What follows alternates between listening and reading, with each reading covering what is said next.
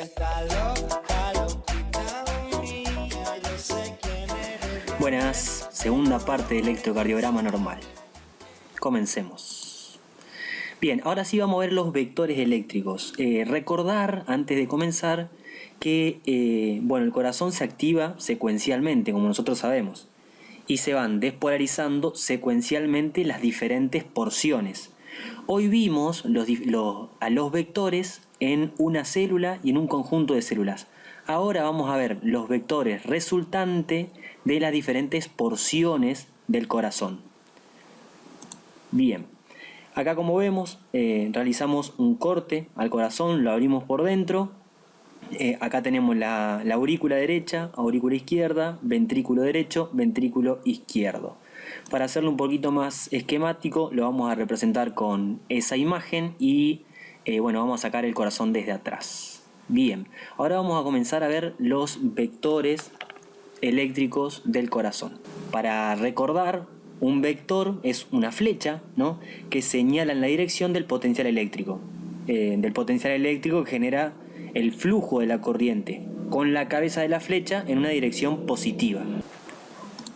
Completamos la imagen con el nódulo sinusal, el nódulo auriculoventricular, el haz de His, la rama izquierda, la rama derecha y las fibras de Purkinje. Bien, entonces, toda la despolarización del corazón va a comenzar por un estímulo en el nódulo sinusal.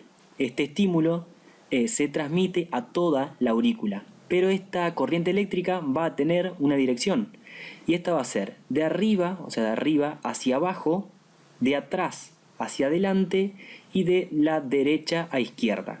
Este impulso que va viajando va a generar un vector, como ya habíamos visto.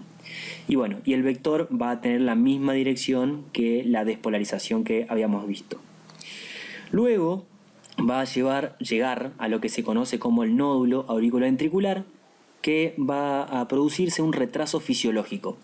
Ese retraso fisiológico es de más o menos 0,09 segundos. Esto sumado al retraso que se genera en el haz de His, que va a ser de 0,03 segundos, va a haber un retraso global, digamos, en esa zona de 0,12 segundos. Luego viene lo que es la despolarización del ventrículo. La despolarización del ventrículo se da en 3 fases. Bien, la primera fase va a ser la despolarización del tabique interventricular o del septo interventricular. ¿Cómo se da esta despolarización? Se va a dar primariamente a través de la rama izquierda, en la zona media del tabique interventricular, y se va a dirigir hacia la derecha y arriba, ¿no? Entonces va a tomar esta dirección y por ende se genera este vector, que este vector se denomina vector 1 o vector sectal o vector del tabique, y me había olvidado decir, pero este vector se denomina vector P. Luego la despolarización o el impulso nervioso va a continuar por la rama izquierda y por la rama derecha, produciendo la despolarización de las masas de los ventrículos, principalmente las porciones libres de los mismos. Hay que tener en cuenta que esta despolarización va de endocardio, o sea, desde adentro, a epicardio, hacia afuera, por la disposición de las ramas que se encuentran en la zona más interna. Bien, entonces esta despolarización van a dar 2 vectores, se podrían decir, uno del ventrículo izquierdo y otro del ventrículo derecho. Pero ¿qué pasa? Se producen en el mismo momento, entonces la resultante es que los dos se suman y forman un solo vector, que va a ser este que vemos ahí. En cuanto a este vector, se va a dirigir hacia atrás, hacia la izquierda y hacia abajo. Y entonces, ¿por qué se va a dar para el lado izquierdo si era del ventrículo izquierdo y el ventrículo derecho? Y es fácil. ¿Por qué? Porque el ventrículo izquierdo va a tener una masa mucho mayor y va a tener más magnitud el vector del ventrículo izquierdo que el derecho, entonces lo lleva hacia el lado izquierdo. Este vector se puede denominar QRS principal o vector 2, ¿no? Y se dirige hacia abajo, hacia la izquierda y hacia atrás. Por último, vamos a tener la despolarización de la base de los ventrículos, de toda la parte basal de los ventrículos. Bien, todos estos vectores pequeños se van a sumar y van a formar un único vector que se denomina vector basal, vector 3 o también vector QRS tardío. Este vector se dirige de izquierda a derecha y de abajo hacia arriba.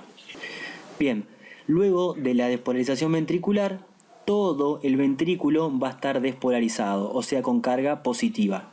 Lo que viene luego va a ser la repolarización ventricular.